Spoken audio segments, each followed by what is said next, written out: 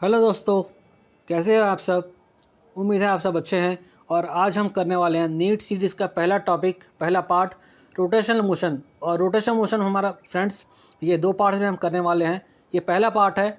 हम पहला पार्ट में मोमेंट ऑफ इनर्शिया और इसके कुछ रिलेटिव पार्ट्स और बाकी बचे टॉपिक पार्ट 2 में करने वाले हैं। तो आइए देखते हैं पार्ट 1 और पार्ट 2 के कंटेंट्स। फ्रेंड्स, हम आगे बढ़े इससे पहले आपसे एक रिक्वेस्ट है, अगर आप इस चैनल पर नए हैं और आपने इस चैनल को सब्सक्राइब नहीं किया है तो प्लीज़ इस चैनल एजुकेशन हब को सब्सक्राइब कर लीजिए और घंटी का बटन दबा दीजिए ताकि आपको आने वाली सारी वीडियोज़ के नोटिफिकेशंस समय समय पर आपको मिलती रहे।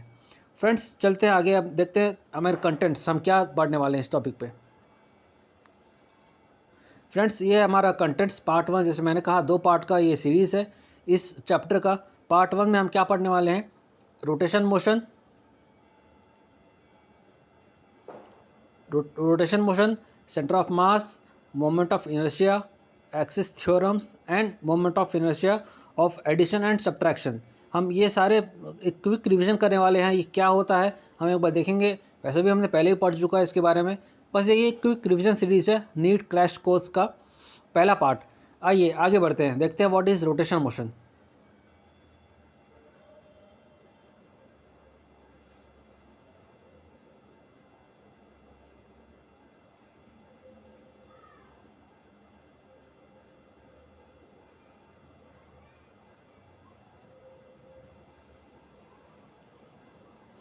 फ्रेंड्स, रोटेशन मोशन क्या है देखिए। Motion of an object about a circular path in fixed orbit. मैं अपने कैमरे को रिक्वेस्ट करता हूँ प्लीज़ थोड़ा नीचे आ जाए। Thank you camera. फ्रेंड्स, जैसे कि आपको दिख रहा है, motion of an object about a circular path in a fixed orbit. Friends, rotation motion हमने पहले भी पढ़ा हुआ है, एक डेफिनेशन इसके बारे में। तो ये क्या है, ये देखिए, एक सर्कुलर पाथ के अराउंड एक फिक्स्ड ऑर्बिट में जो पार्टिकल रोटेट होता है उसे हम रोटेशन मोशन कहते हैं। अगर रोटेशन मोशन ये है तो सर्कुलर मोशन क्या है, आइए देखते हैं उसका डिफरेंस। कुछ पॉइंट्स है फ्रेंड्स, बहुत छोटा इंट्रोडक्शन है, देखते हैं इसके बारे में। सर्कुलर मोशन ये है फ्रेंड्स, देखिए, in circular motion we generally consider point mass और a single particle, whereas in rotation motion there are system of particles. इसके डेफिनेशन से आपको क्लियर हो रहा है। सर्कुलर मोशन में हम एक पॉइंट मास लेते हैं और इस पॉइंट मास को हम फर्दर सॉल्व करते हैं। जैसे एक मास को जो एक एक्सिस पर रोटेट हो रहा है, एक सिंगल पार्टिकल फ्रेंड्स, इसमें नंबर ऑफ पार्टिकल्स नहीं होते, एक सिंगल पार्टिकल होता है और एक एक्सिस पर घूमता रहता है। जैसे कि आपको दिख रहा है इस फिगर में, एक सेंटर एक ऑब्जेक्ट है, एक एक्सिस पर रोटेट हो रहा है। ये फ्रेंड्स एक ऑब्जेक्ट एक इस एक्सिस के अबाउट रोटेट घूम रहा है, गोल गोल गोल गोल, इसे हम कहते हैं सर्कुलर मोशन। बट अगर ये सर्कुलर मोशन है तो रोटेशन मोशन क्या है। रोटेशन मोशन फ्रेंड्स बहुत सारे नंबर ऑफ पार्टिकल्स होते हैं, जो जिसकी एक्सिस बहुत सारी हो सकती है, बहुत सारे रेडियस हो सकते हैं और सारे पार्टिकल्स एक एक के बाद एक सेंटर के अबाउट घूमते रहते हैं। ये बी फिगर आपको दिखा रहा है rotation motion. In circular motion there is one axis of rotation, जैसे कि मैंने अभी कहा, एक एक्सिस ऑफ रोटेशन होता है about which single particle rotates, whereas in rotation motion various particles have many axis of rotations. बहुत सारे एक्सिस ऑफ रोटेशन होते हैं, बहुत सारे पार्टिकल्स होते हैं और वो सारे पार्टिकल्स एक बहुत सारे एक्सिस के अबाउट रोटेट होते हैं। आइए आगे बढ़ते हैं, नेक्स्ट क्या है। इन एक और डिफरेंस है friends, in circular motion velocity of each particle is same, whereas in rotation motion velocity of each particles varies from maximum at circumference to zero at center। Friends, हमें पता है इन rotation motion, suppose कोई object है, ये एक object है, एक surface पर रोटेट हो रहा है, आगे जा रहा है। तो फ्रेंड्स, इसमें एक जिस ऑब्जेक्ट के जो सेंटर पॉइंट है, हमें पता है इस पॉइंट पर मान लेते हैं पॉइंट ए, और ये ऑब्जेक्ट सेंटर मान लेते हैं पॉइंट ओ, और ये सरफेस पॉइंट बी। फ्रेंड्स, हमें पता है जब कोई ऑब्जेक्ट रोटेट हो रहा होता है तो उसका सरकमफ्रेंस यानी top part A, point A और पॉइंट बी, यहाँ पर वेलोसिटी इसकी मैक्सिमम होती है, और ये जो पॉइंट है पॉइंट ओ, इसकी वेलोसिटी हमेशा कांस्टेंट या ज़ीरो होती है, ये स्ट्रेट चलता है फ्रेंड्स, ये हमें पता ही है। इसे हम कहते हैं VCOM, यानी velocity of centre of mass. Velocity of centre of mass is either zero और कांस्टेंट। तो ये था फ्रेंड्स एक बेसिक डिफरेंस कि सर्कुलर मोशन और सर्कुलर मोशन और रोटेशन मोशन में डिफरेंस। चलिए आगे बढ़ते हैं।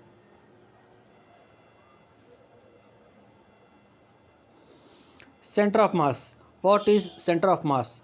फ्रेंड्स, सेंटर ऑफ मास हमारा ये है कि एक point at which the whole of the mass of the body और all the masses of system of particles appear to be concentrated is known as its center of mass। यानी कि friends, एक centre of मास एक ऐसा point है body का, पूरे object का, जहाँ पर कि उस बॉडी का पूरा मास ऐसा लगता है जैसे कॉन्सेंट्रेट हुआ है, उसे हम कहते हैं सेंटर ऑफ मास। ये एक सॉलिड रिजिड बॉडी है फ्रेंड्स, और इसका अगर हम एक पॉइंट ओ ऐसा है जहाँ पर पूरे बॉडी का मास एक्ट कर रहा होता है नीचे। ये तो हो गया वेट, और वेट जो है इस सेंटर ऑफ मास के थ्रू एक्ट होता है फ्रेंड्स। वेट W=mg हम जब भी कैलकुलेट करते हैं थ्रू सेंटर ऑफ मास से कैलकुलेट करते हैं, क्योंकि पूरे बॉडी का मास जो है इस पॉइंट पर कॉन्सेंट्रेट हुआ होता है। फ्रेंड्स, अब देखते हैं कोऑर्डिनेट्स। अगर हमारे पास दो पार्टिकल्स हैं, फॉर एग्जांपल दो पार्टिकल्स m1 एंड m2, तो उनके पोजीशन कोऑर्डिनेट्स x_COM और y_COM, मतलब x सेंटर ऑफ मास और y सेंटर ऑफ मास क्या होगा? देखिए फ्रेंड्स, आपको दिख रहा है x centre of mass is equal to x1 plus x2 plus x3 dot dot, जितने भी कोऑर्डिनेट्स होंगे उनका sum divided by total mass, जितने भी मास रखे हुए हैं। यहाँ तो दो ही मास हैं, तो अगर दो से ज़्यादा मासेस भी रखे हुए हैं तो हमने n मासक ले रखा है, तो उस फॉर्मूले के लिए x_COM ये होता है और y_COM ये x_COM और ये y_COM means centre of mass for x coordinate and centre of mass for y coordinate. आइए फ्रेंड्स, अब आगे बढ़ते हैं।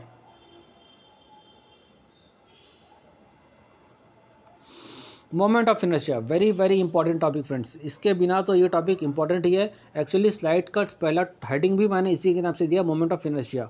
मतलब रोटेशन मोशन को कई बार मोमेंट ऑफ इनर्शिया नाम से भी पहचाना जाता है। क्या होता है moment of inertia? It is the sum of the product of mass of every particle with its square of a distance from the axis of rotation. यानी कि सिंपल भाषा में एक लाइन में कहा जाए, I=mr²। ये एक बॉडी है फ्रेंड्स। ऐसे कई सारे एग्जांपल ले सकते थे, मैंने इसका एग्जांपल लिया एक रिजिड बॉडी।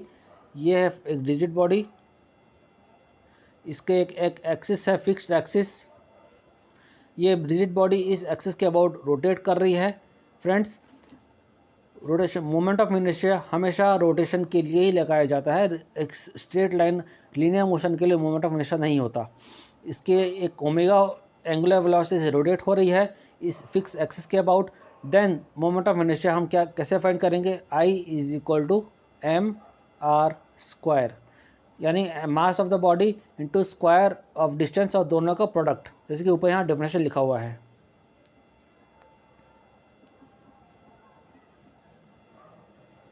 आगे बढ़ते हैं फ्रेंड्स। अब देखिए moment of inertia of various objects. यहाँ बहुत सारे कुछ ऑब्जेक्ट्स दिए हुए हैं, सारे एक लिस्ट में पॉसिबल नहीं थे, तो कुछ दिए हुए हैं, ऐसे बहुत होते हैं। देखते हैं क्या क्या है। फॉर एग्जांपल रिंग का मोमेंट ऑफ इनर्शिया क्या होता है हमें पहले ही पता है, mr²। Moment of inertia of disc mr²/2। Moment of inertia of cylinder mr²/2। Friends, disc एक 2D फिगर होता है। इसका 3D में अगर एक्सटेंड किया जाए तो ये सिलेंडर बनता है। इसलिए डिस्क और सिलेंडर दोनों का ही मोमेंट ऑफ इनर्शिया mr²/2 होता है।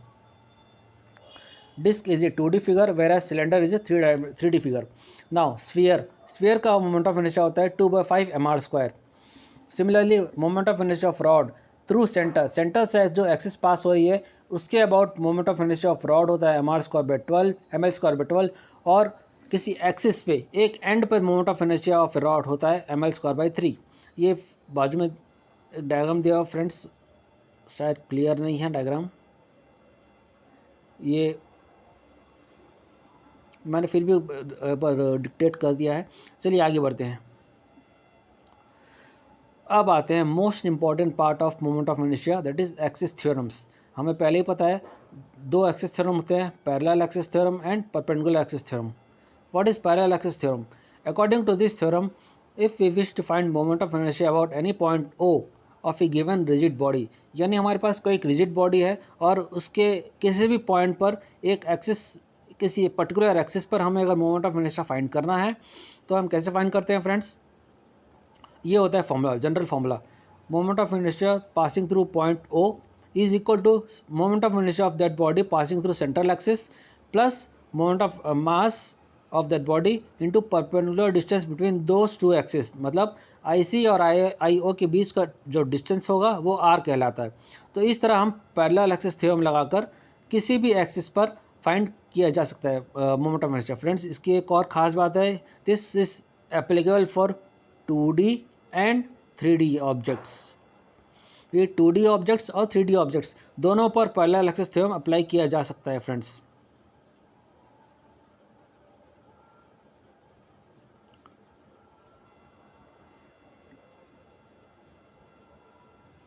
आइए आगे चलते हैं, इसको further detail. Perpendicular axis theorem.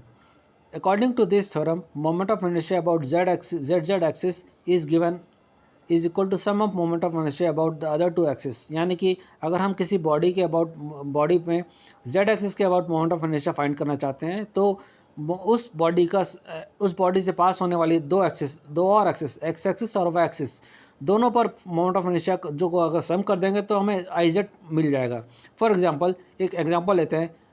हमें पता है moment of inertia of a ring about z axis is m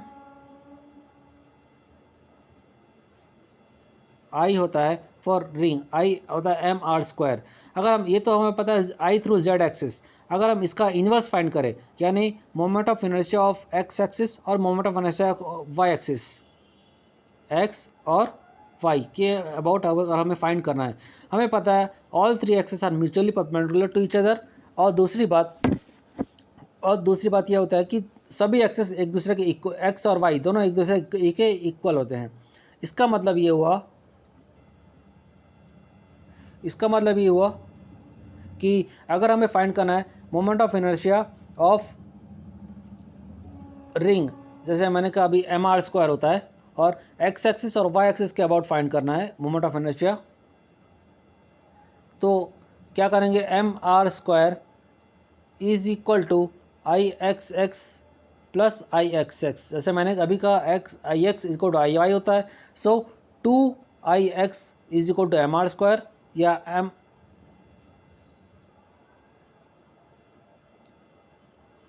या फिर mr²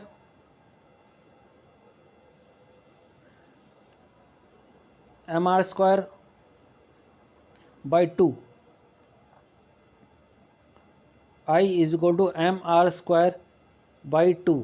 ये हो गया moment of inertia about x axis and y axis. So friends, इस तरह हम इन्वर्स करके भी हम मोमेंट ऑफ इनर्शिया फाइंड कर सकते हैं, जैसे अभी हमने फाइंड किया। आइए फ्रेंड्स आगे चलते हैं। अब ये भी कई बार एग्जाम में पूछा जाता है, फॉर एडिशन और सब्ट्रैक्शन ऑफ MI। मतलब कोई बॉडी, दो बॉडीज का सम हमें फाइंड करना है, moment of inertia of any either किसी बॉडी पर रखा हुआ है, तो या तो addition of moment of inertia या किसी बॉडी से कोई पर्टिकुलर पार्ट निकाल दिया गया है, तब उस बॉडी का मोमेंट ऑफ इनर्शिया क्या होगा। देखते हैं दोनों का एक केस। इन फिगर है हमको दिख रहा है, एक बॉडी के ऊपर दूसरी बॉडी रखी हुई है।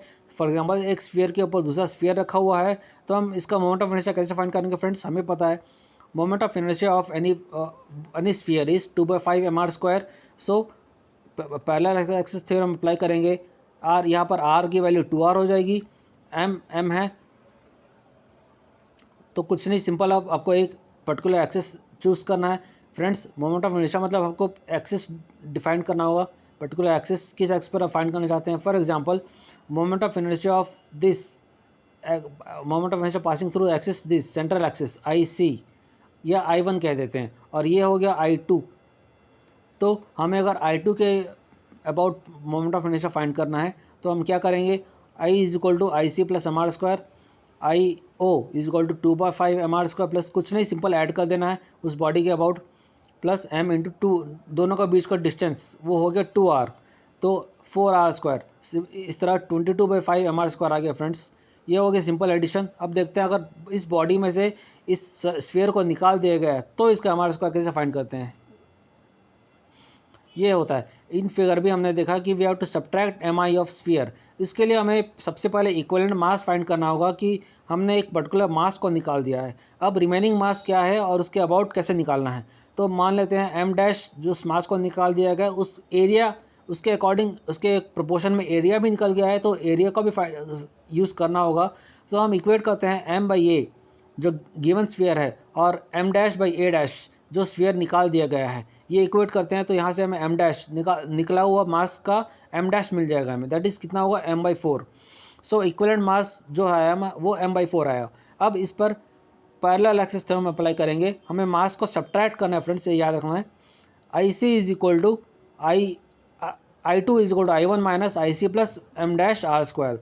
तो यहाँ जो हमें मिलेगा वो होगा 2/5 M R square minus 2/5 M by four equivalent mass into R by two जिस मास को हम निकाला गया plus half M by four into R by two whole square. तो फ्रेंड्स जो आंसर मिलेगा वो आई टू आ गया 57/160 M R square. So friends ये जिस स्फीयर को निकाल दिया गया है उसके बाद मोमेंट ऑफ इनर्शिया जो हमें मिला है वो I two is 57/160 M R square. ये एक छोटा एग्जाम्पल था फ्रेंड्स। इस तरह के कई क्वेश्चन और भी हम आगे आने वाली सीरीज़ में करते रहेंगे। हमारे साथ बने रहिए इस चैनल पर। ये फ्रेंड्स ये हमारा पार्ट 1 था, पार्ट 2 हमारे नेक्स्ट आने वाला है। तो 2 पार्ट में हमने इस चैप्टर को कंप्लीट किया, क्विक रिविजन सीरीज़। ये था रोटेशन मोशन का पार्ट 1 कंप्लीट हो रहा है फ्रेंड्स। Thank you.